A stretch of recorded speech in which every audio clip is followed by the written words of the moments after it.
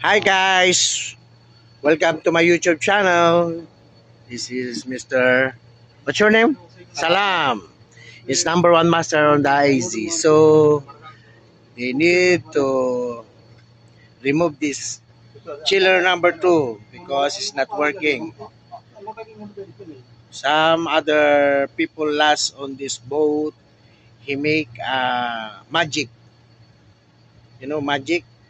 He ran the one chiller, but he cannot working the monitor from other side. So they reconnect from the other chiller one to working this easy. Now is he can remove to rectify this chiller number two because it's not working properly.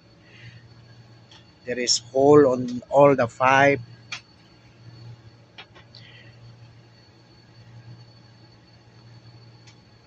It's very big job. Very big job. Now Mr. Salam start again war War, yeah. Yesterday I hear here too much. You, we not coming to your phone alarm, Mr. Salam. So all they remove. Shut up.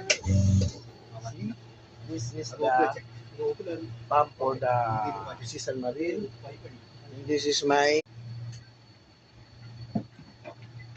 oh, very nice. Very nice. This is my water maker, so very nice, good condition. All this pipe for my drain, I polishing, so very nice now. All is so shining. All the rusty I can remove, all the corrosion. Also this one I fix already, no leaking the water heater. See, look at the water heater. The last previous, all the guys, people here, he said there's leaking, so I check already. Now it's good running. These two water heater. So look at my upper generator and down generator, all good condition, good mufflers. See, look at my mufflers, very nice. This is my fishing rod of my boss.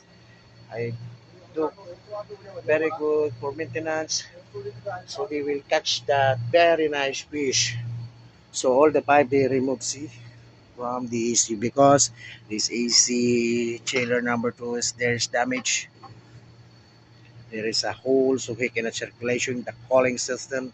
So that's why I'm here to supervise all the people for the big job on the easy.